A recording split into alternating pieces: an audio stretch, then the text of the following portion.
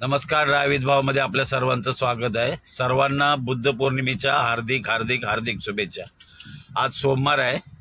हे आमची पिल्लू आहे, हे आमची नात आहे. हिचं नाव तनिष्का आहे आणि ही तिची आई आहे.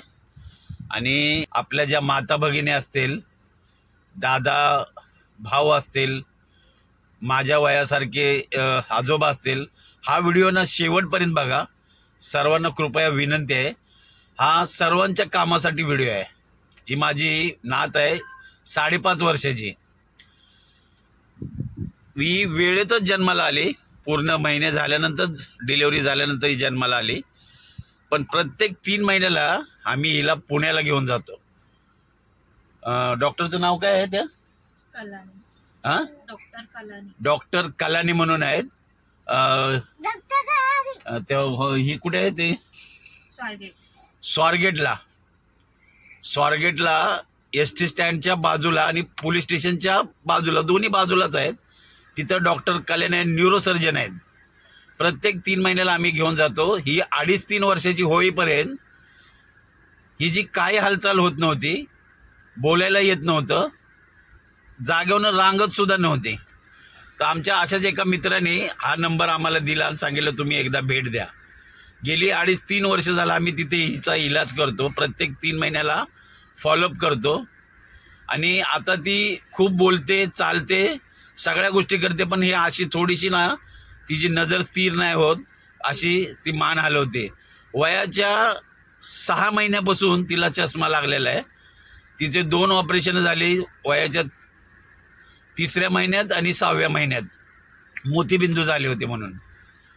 आणि ती नजर अशी तिची स्थिर होत नाही. तर असं जर कोणाला 100मध्ये एखादा असं बालक जन्माला येतं, जर असं जर कोणाच्या निदर्शनात आलं, कुणाकडे जर असं अपत्य जर असेल, तर नक्की ह्या डॉक्टरला तुम्ही फोन करा. अपॉइंटमेंट घेऊनच तिथे जायचं पुण्याला. एकदा ट्राय करायला काही हरकत नाही. आपण म्हणजे इच्छाशक्ती सोडायची नाही. प्रत्येक आईवडिलांना वाटतं की आपल्या मुलगा 100त एखादं जर मूल कुणाकडे जर असेल, असं नक्की त्यांनी डॉक्टरला संपर्क करून उपचार करण्याची मी विनंती करतो. त्या डॉक्टरचा 100% निर्णय आम्हाला पटला. आणि आमची जी नात आहे आता चालते, फिरते, बोलते. आता आम्ही यावर्षी शाळेत सुद्धा टाकणार आहे, कळलं. आणि आता तिचं ऑपरेशन सुद्धा आहे डोळ्याचं पुढच्या महिन्यामध्ये.